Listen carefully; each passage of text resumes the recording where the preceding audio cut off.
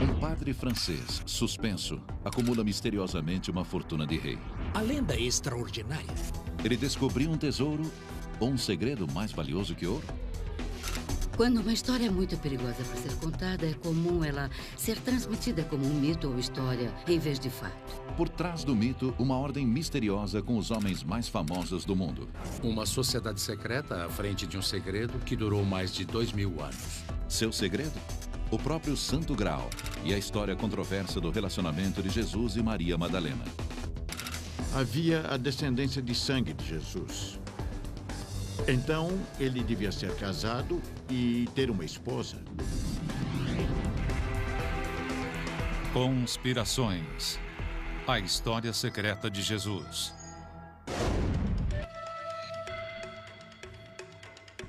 O quadro de A Última Ceia de Leonardo da Vinci.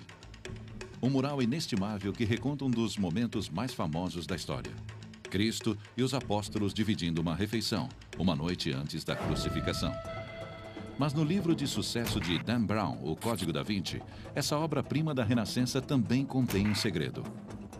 Olhe com atenção para essa figura sem barba à direita de Jesus. Há muito se pensava tratar do discípulo João.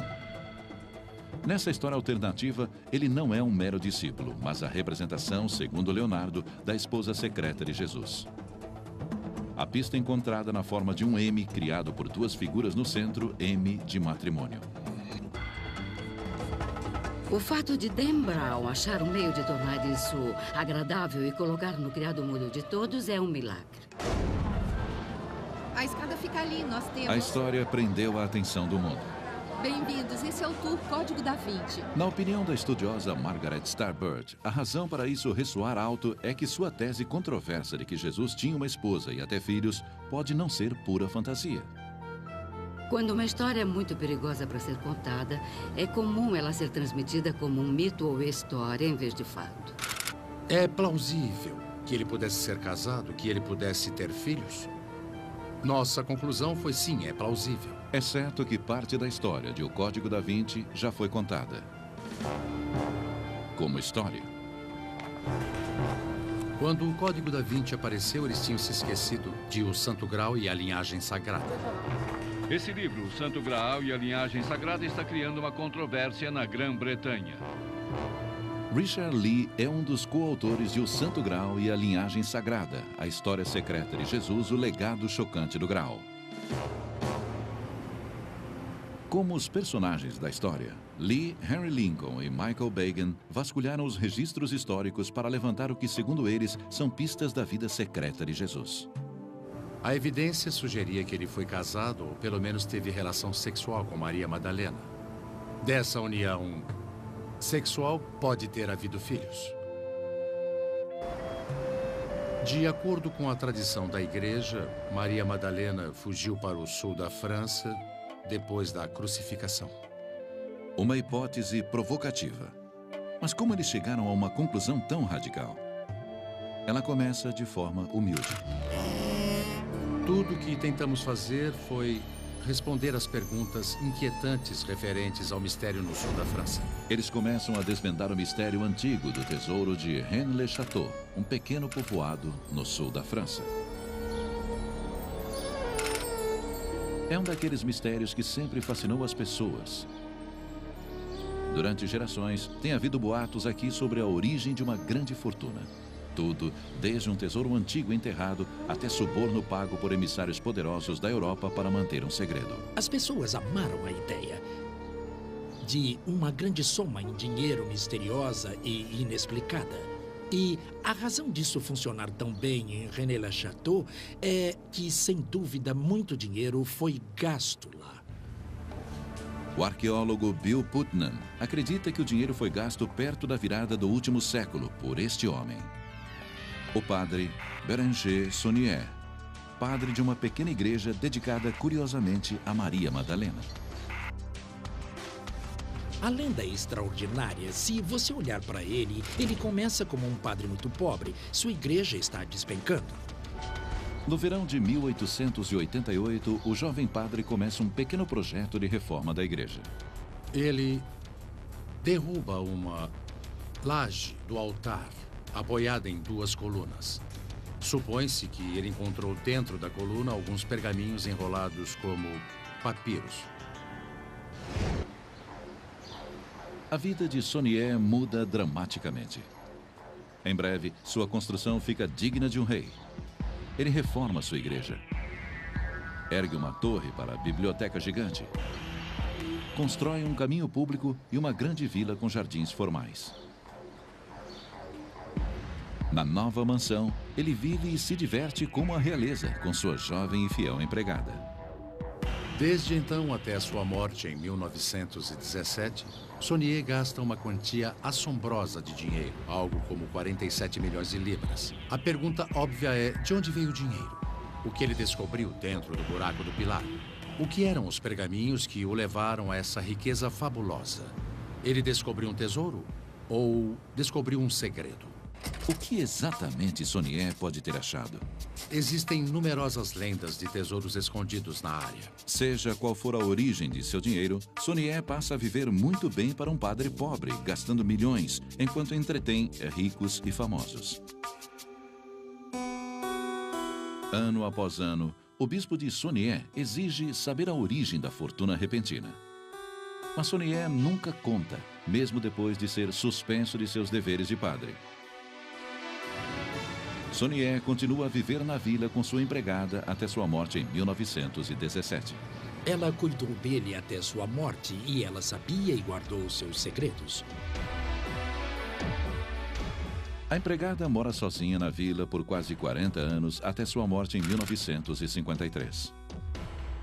Embora ela insinue que é um segredo que tornará seu detentor rico e poderoso, ela nunca o revela, levando para a sepultura ao lado de Sonié no cemitério da igreja.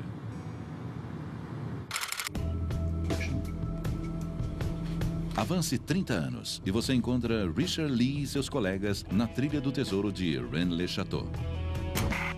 Eles apontam para os pergaminhos que Sonié encontrou durante a reforma da igreja. Esses pergaminhos contêm mensagens secretas. Assim começa um conto bem mais intrigante do que uma mera caça ao tesouro. A história de uma linhagem antiga e ilustre que passa por reis da França e volta milênios até Maria Madalena e Jesus de Nazaré. O grande mistério é, ele teve filhos? As pessoas são fascinadas por essa ideia. Você fica em uma posição poderosa se você tem um segredo. A busca pelo tesouro secreto de Rennes-le-Château e a tentativa de descobrir como um padre pobre com uma paróquia minúscula no sul da França se torna extraordinariamente rico leva à Biblioteca Nacional Francesa, em Paris. Lá, o pesquisador e sócio de Lee, Henry Lincoln, descobre os documentos secretos do autor misterioso que escreve sob o pseudônimo de Henry Lobineau. Em outro lugar de Paris, Lincoln tem um vislumbre do que pode ser os 2 pergaminhos supostamente descobertos pelo padre Sonié durante a reforma de sua igreja. Eu consegui decifrar uma das mensagens. A princípio, o pergaminho decifrado tem certo sentido.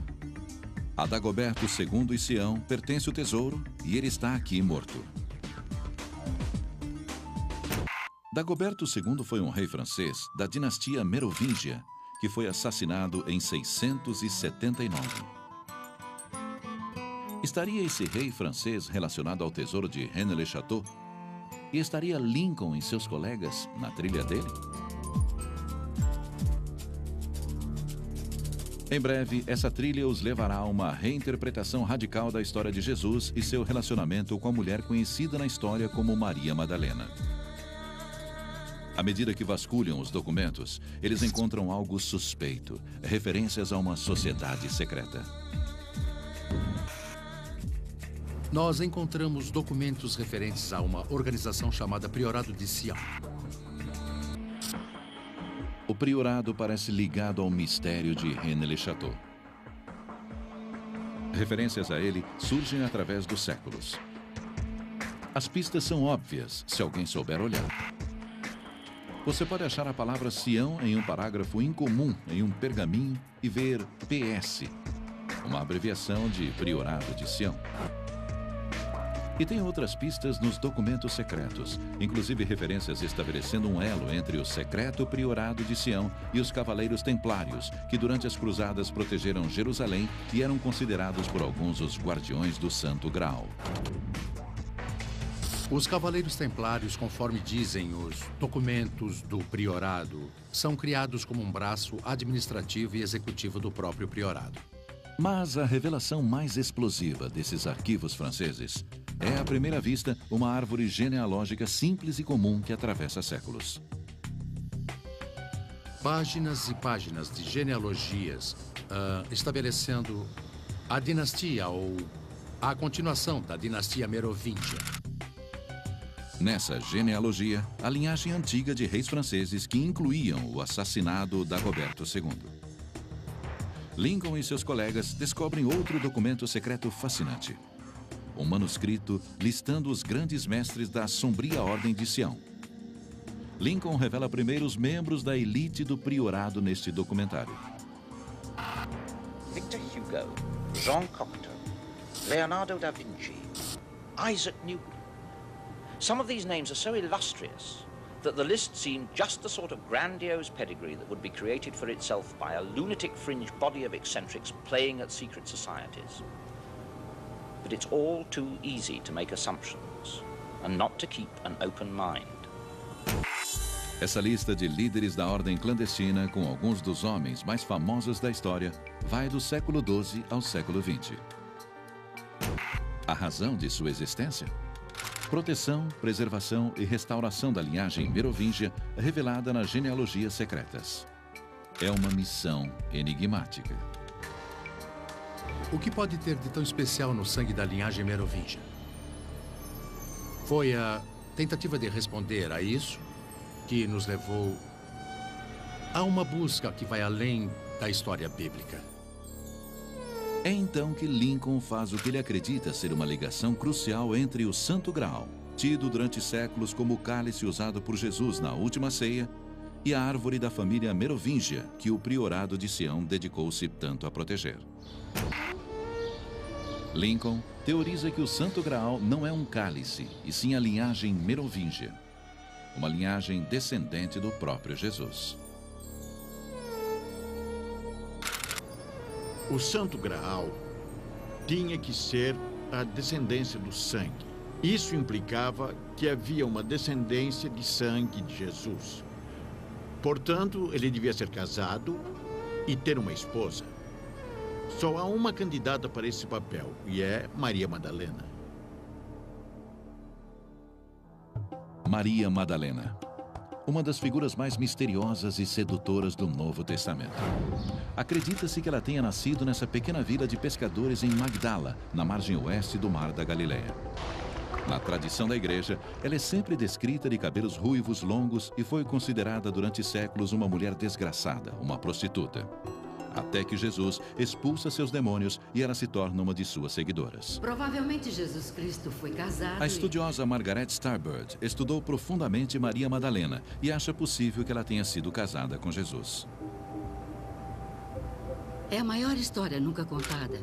Isso ecoa em nosso âmago e eu acho que o fato de haver algo que não nos foi contado, que tem sérias implicações para o mundo todo, é uma história incrível.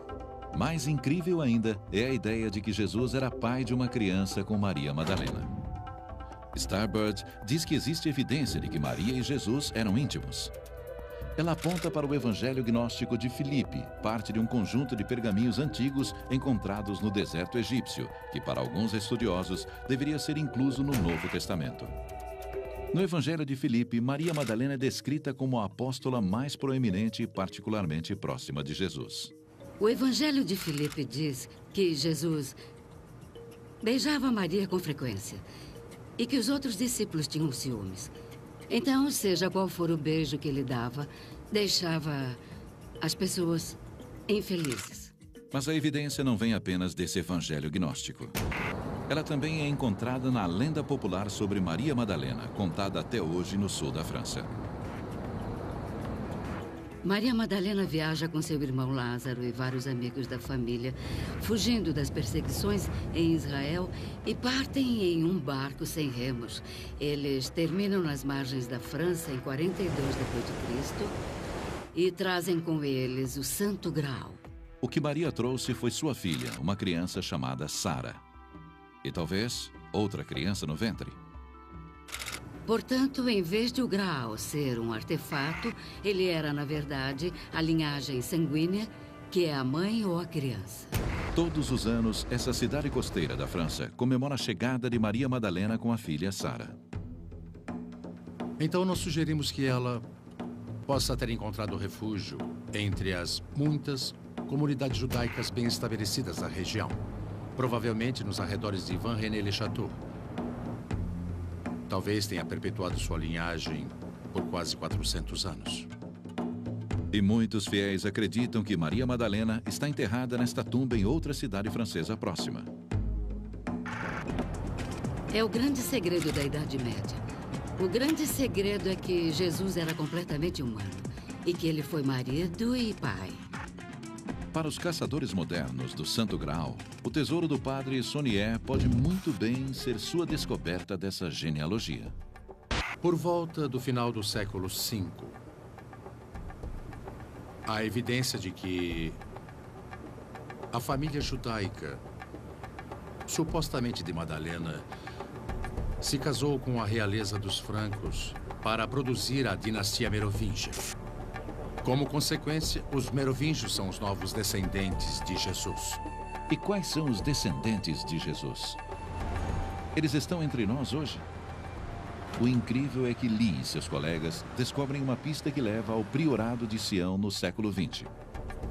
Uma pista que os levará até um francês enigmático que pode oferecer não apenas a chave do tesouro de Rennes-le-Château, como o legado vivo de Jesus.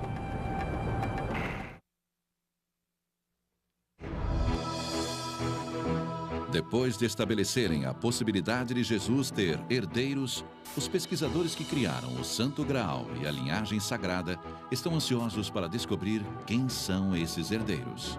Se existe uma descendência linear de Jesus, não é de poucos descendentes, mas de milhares deles. Eles encontram evidências sugerindo que a linhagem proveniente de Jesus e Maria Madalena deve mesmo ter sobrevivido.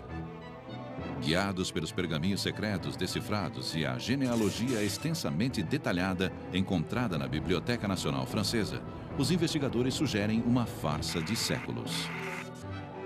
A ideia de que Jesus tinha herdeiros não só ameaça a fé de milhões de cristãos, como também uma das organizações mais poderosas na história do mundo, o Vaticano. A ideia de uma sociedade secreta à frente de um segredo durou 2000 anos, que se opõe de forma heróica, romântica, à tirania da Igreja de Roma.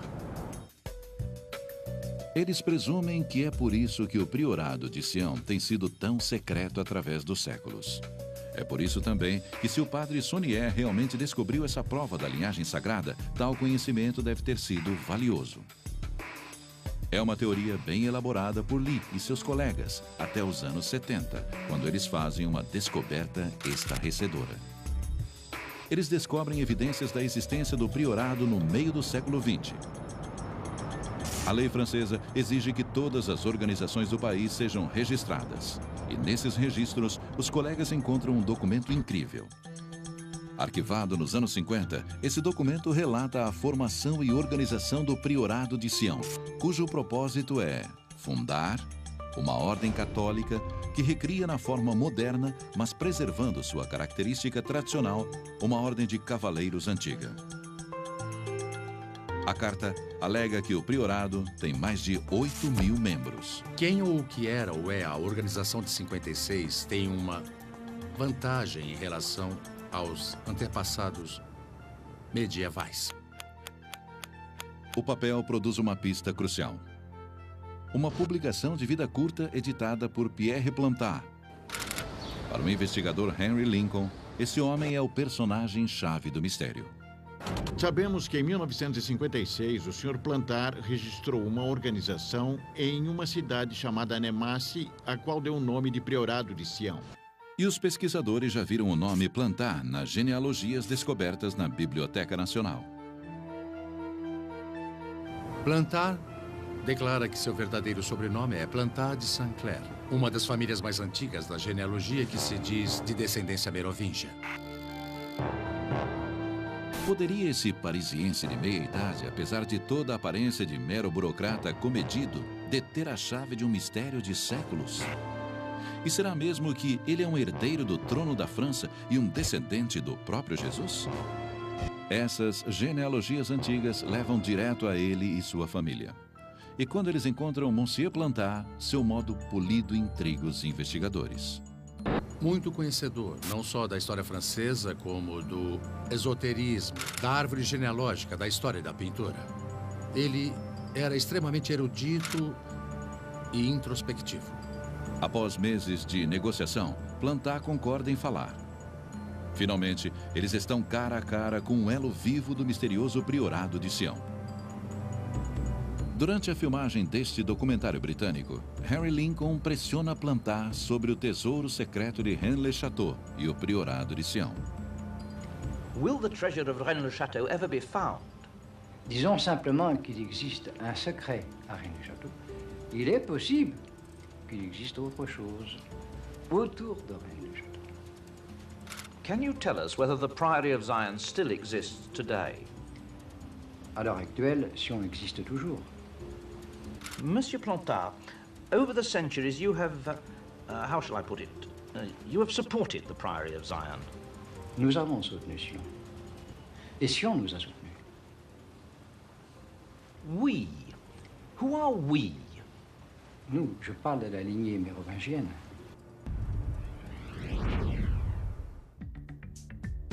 O ilusório e de poucas palavras, Pierre Plantar não dirá mais nada sobre o tesouro de Rennes-le-Château, seu possível ancestral real e o grande mistério de Jesus, Maria Madalena e os Merovingias. É importante lembrar que o próprio Plantar nunca mencionou Jesus. Ele nunca alegou ser descendente de Jesus, nós é que dissemos. Tudo que Plantar afirmou foi sua descendência dos Merovingios. Então, de onde veio o tesouro do padre Saunier para construir aquela igreja em Rennes-le-Château? Se ele realmente sabia o segredo da linhagem sagrada, como ele transformou isso na riqueza fantástica exibida em sua pequena paróquia? A riqueza que jaz no coração do mistério de Rennes-le-Château. Lee acha que ele sabe a origem. Uma família real europeia que pagou Saunier no esforço de esconder sua ligação com a linhagem divina. Pierre Plantar morre em 2000. Mas há suspeitas de que o Priorado de Sião ainda exista. O Santo Graal e a Linhagem Sagrada é publicado em 1982. É um grande sucesso. Cópias do livro se esgotam nas lojas. É provocativo, emocionante, mas equivocado em sua premissa básica, segundo estudiosos da Bíblia. Bart Ehrman é chefe do Departamento de Estudos Religiosos na Universidade da Carolina do Norte, em Chapel Hill. É um daqueles exemplos onde a teoria da conspiração é como um castelo de cartas. Se as cartas de baixo não são estáveis, o castelo inteiro desaba. Nesse caso, as cartas de baixo não são instáveis. Na verdade, elas nem estão lá. É um monte de bobagem. Laura Miller é uma jornalista que pesquisou as alegações em O Santo Graal e a Linhagem Sagrada. Tem certa genialidade e demonstra certa autoridade. Mas quando você olha de perto, elas se dissolvem em nada. A evidência dos autores para a ideia central de que Jesus e Maria Madalena eram casados jaz nesses evangelhos gnósticos antigos. Livros que não entraram na Bíblia. Eles contêm informação sobre Jesus que você não encontra no Novo Testamento. Então, para quem quer escrever uma teoria da conspiração, eles são perfeitos, pois fornecem a munição que você precisa. A munição vital vem do Evangelho de Filipe. Um trecho em particular parece muito poderoso. Ele diz: Cristo amava Maria Madalena mais que a todos os discípulos e frequentemente a beijava na boca. Parece uma evidência constrangedora. Jesus e Maria Madalena eram íntimos. Mas Ehrman diz: olhe de novo, porque o Evangelho de Filipe é um manuscrito antigo cheio de lacunas. O modo de se ler o trecho é: agora Jesus, e tem uma lacuna no manuscrito, Maria Madalena e Jesus costumava, lacuna, beijar com frequência, lacuna, dela, lacuna. Então, parece que Jesus está beijando Maria, mas não sabemos onde. Presume-se que em alguma parte do corpo. Mas, mesmo com as lacunas, esse trecho diz que beijar era frequente, o que faz da ideia de uma união sagrada soar plausível. Até os estudiosos opinarem. Ao que parece, os primeiros cristãos se beijavam com frequência na boca. Não tinha nada a ver com sexo. Esses beijos simbolizavam uma revelação de Deus. Então, quando Jesus beija Maria, isso significa apenas que Jesus deu a ela uma revelação. Algo que conhecemos bem de outros textos gnósticos. Não significa que eram casados nem que tinham filhos. Significa apenas que ela era sua discípula para quem ele revelou a verdade. Imagens de Maria Madalena mostram uma mulher forte e seguidora devota. Durante séculos, ela foi menosprezada como prostituta regenerada. Mas o que realmente sabemos sobre ela? O Novo Testamento nos diz que Jesus expulsou seus demônios e que ela o acompanhou em suas viagens, que ela estava aos seus pés quando ele foi crucificado. Karen King ensina história eclesiástica em Harvard. Maria Madalena tinha que ser a mulher mais importante na vida de Jesus, talvez até mais que sua mãe. Ela diz que esses evangelhos gnósticos, esse apropriadamente chamado de o Evangelho de Maria, esclarece o porquê. E o rei diz: não é por causa do sexo. Se olharmos o Evangelho de Maria, o motivo aparente é porque ela entendia seu ensinamento. Ela se apropriou dele. É um tipo de amor que não indica necessariamente algum tipo de relacionamento sexual. Ele realmente indica que ela era a discípula que o compreendia.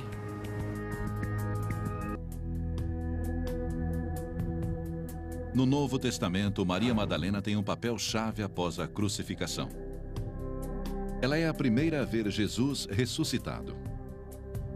Mas a maioria dos acadêmicos, bem como a Igreja Católica, rejeita a ideia que a cena do jardim no Evangelho de João revela uma intimidade que somente marido e mulher dividem.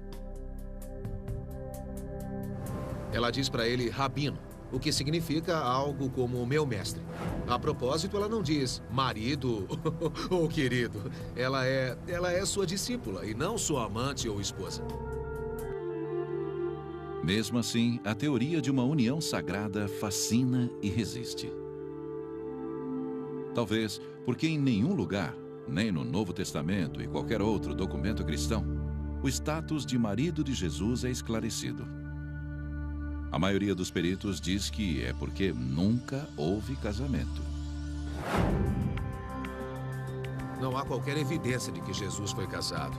Existe, sim, evidência bem clara de que Jesus era solteiro e celibatário, como outros judeus de sua época. Mas o silêncio sobre o assunto deixa espaço para a interpretação. O silêncio é impregnado de muitos e muitos significados. E no silêncio, teorias de conspiração florescem. Uma hipótese leva a outra. Funciona assim. Eles dizem, por que ele não seria casado? E, digamos que ele fosse casado. Bom, se ele fosse casado, haveria filhos. E não se sabe como, você parte do fato de que Jesus não era casado, para Jesus tinha filhos. Em O Santo Graal e a Linhagem Sagrada, Lee e seus colegas escrevem: a possibilidade de uma linhagem descender diretamente de Jesus ganhou plausibilidade considerável. Talvez para eles, mas não para estudiosos da Bíblia como Ehrman. Ele diz que não há qualquer evidência que prove isso. Isso não é encontrado no Evangelho nem em qualquer escrito cristão dos primórdios da Igreja. A maioria dos peritos concorda. Se tivesse havido casamento e um filho, não poderia e não haveria segredo. Porque depois da morte de Jesus, seus parentes se tornaram muito importantes para a igreja cristã. Se Jesus tivesse um filho, é claro que esse filho um dia assumiria algum papel de liderança na igreja. Mas isso não aconteceu. Porque, como sabemos, Jesus Cristo não teve um filho. A menos que, segundo alguns, ele fosse pai de uma criança que não chegou a ver. Uma criança que daria início a uma linhagem sagrada.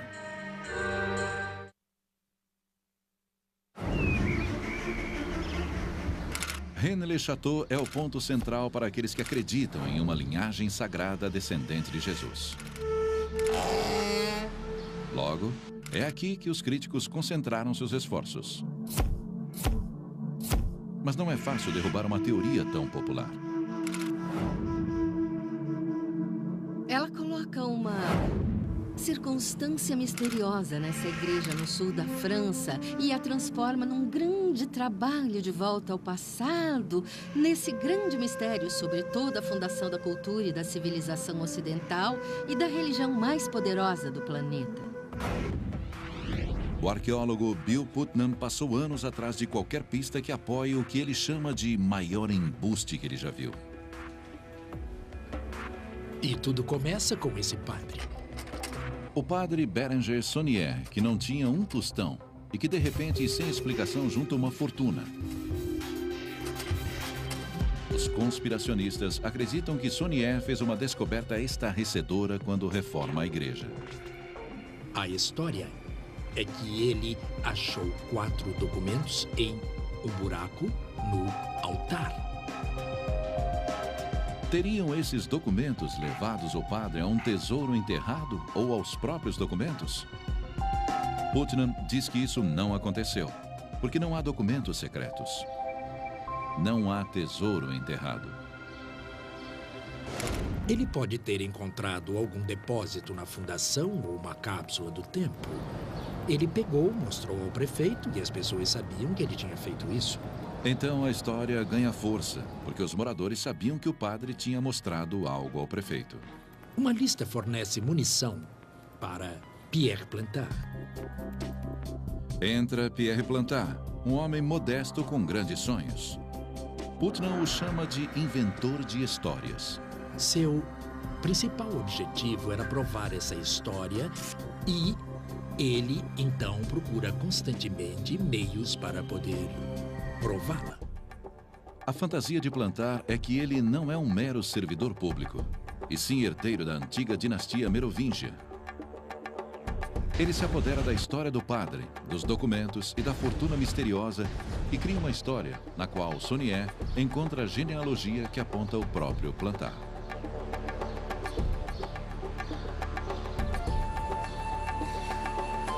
Na verdade, o que ele encontrou foram 2 genealogias e 2 documentos em código. Mas Putnam diz que essas genealogias complexas que vão até os merovingias reais são, na verdade, invenções de Plantard para sustentar a história de que ele é um rei à espera. Plantard se coloca no passado dos reis merovingias, escolhendo cuidadosamente Dagoberto II, que é o rei merovingia do qual sabemos pouco. Não existe muito perigo de colisão com a história verdadeira. Plantard faz qualquer coisa para tornar sua fantasia crível. Ele cria uma série de papéis e os deposita na Biblioteca Nacional Francesa. São documentos chamados dossiês secretos, supostamente de um homem chamado Henri Lobineau, que na verdade é Plantard. Então, Plantard forja uma árvore genealógica e sua mentira não para aí. Ele também inventa a sociedade secreta, o poderoso priorado de Sião. Seu trabalho é proteger a dinastia merovingia. Ele inclui o que equivale à Sala da Fama dos séculos passados. Ele escreve um documento no qual ele lista os grandes mestres do priorado de Sião, supostamente começando no século XI. Mas talvez esse inventor de histórias tenha superestimado seu jogo. Ele põe nesta lista todas as pessoas famosas que consegue pensar. E é um livro inacreditável, onde todas as pessoas foram presidentes desta sociedade detentora deste grande segredo. Os registros mostram que a sociedade chamada Priorado de Sião, na verdade, existiu, mas que foi criada nos anos 50 pelo próprio Plantar. Pode-se dizer que foi uma organização real, mas é como formar um clube chamado Escola de Magia e Bruxaria de Hogwarts e dizer que ela existe, mesmo que seja só eu e o vizinho da porta ao lado. E não somos magos. Mas Plantar não é a única pessoa inserida na dinastia merovingia. Putnam diz que Jesus Cristo e depois Maria Madalena também foram inseridos na árvore genealógica pelos autores de O Santo Graal e a Linhagem Sagrada. Sua inspiração? A lenda medieval que falava de Maria Madalena e sua filha procurando refúgio no sul da França. Henry Lincoln escolhe essa história e faz muito alarde ao dizer que o padre Béranger Saunier sabia de tudo isso, que era um grande segredo. Esse grande segredo lança o livro do autor na lista de best-sellers. A história é muito atrativa e muito excitante para aqueles que gostam de mistério e do incomum e talvez para aqueles que queiram irritar a Igreja Católica e por aí vai. É um tremendo sucesso. Só que boa parte é ficção, segundo Miller. Ela chama de pseudo-história. Existem todas aquelas coisas que parecem fatos, mas que não tem como verificar.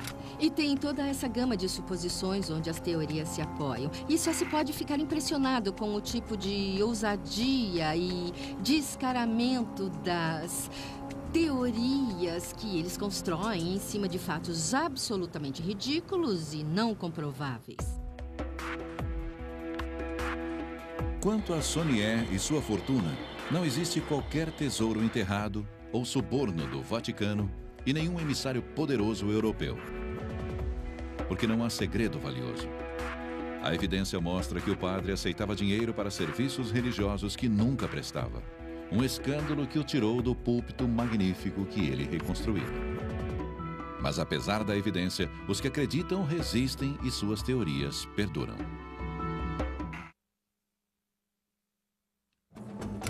Quando as ideias desenvolvidas por Lee, Lincoln e Bacon são publicadas em 1982, elas encontram uma plateia grande e sedenta. Mas é em 2003, quando ideias similares aparecem no livro O Código da Vinci, de Dan Brown, que o conceito de uma história secreta de Jesus realmente decola. A história é um fenômeno editorial. Todos leram o Código da Vinci. E essa igreja, um pedaço dela está na história, quando alguém tenta espalhar algumas cinzas. Um enxame de fãs de toda a Europa fazem fila para ver os locais da história. De Paris a Milão, lar de A Última Ceia, de Leonardo da Vinci, a obra-prima da arte que faz alusão ao M de matrimônio. O Discípulo Sem Barba. Essas pistas que expõem o segredo no trabalho de ficção de Dan Brown. Muitos estudiosos e jornalistas classificam como bobagens. Se for verdade que Leonardo da Vinci era de uma organização tão secreta e que tinha segredos tão importantes para guardar, então por que ele plantaria pistas deles em seus quadros?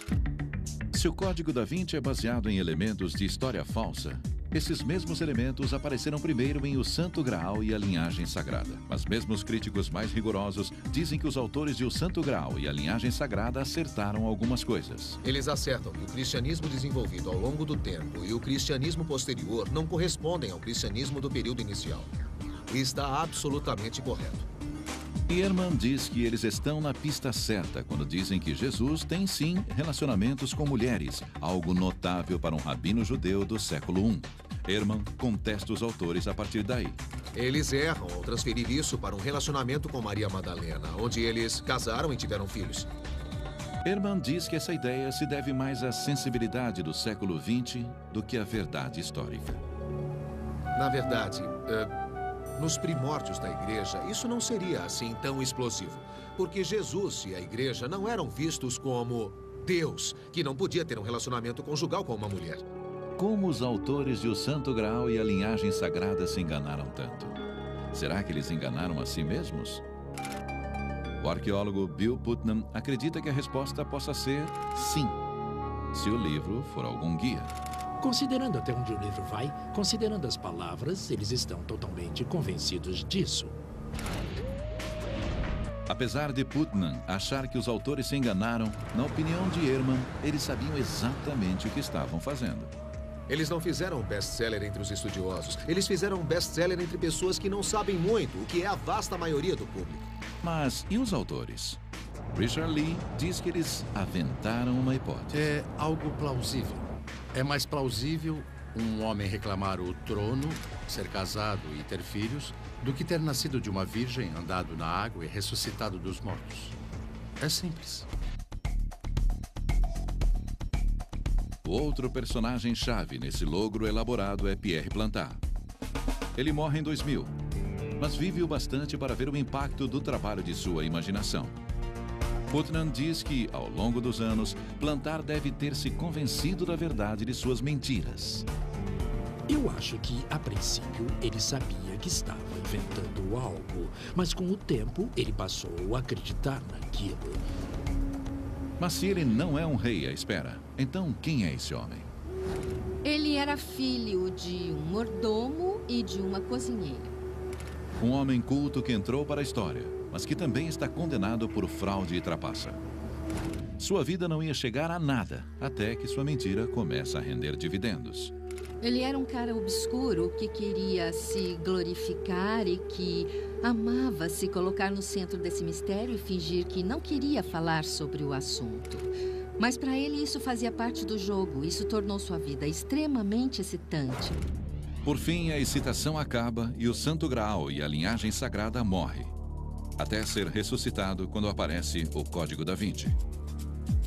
Isso gera uma indústria dedicada a escavar seus erros. O próprio Ehrman escreveu um desses livros.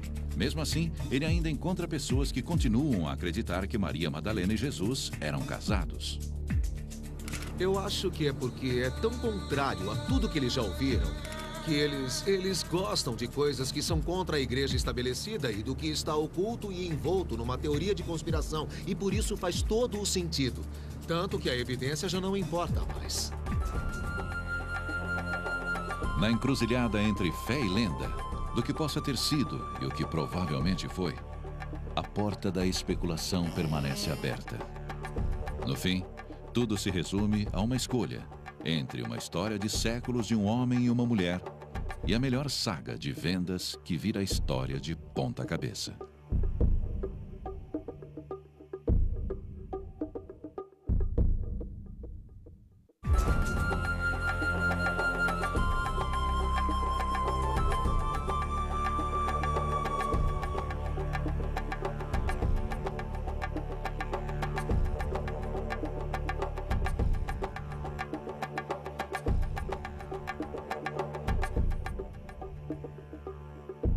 Versão brasileira DPN Santos.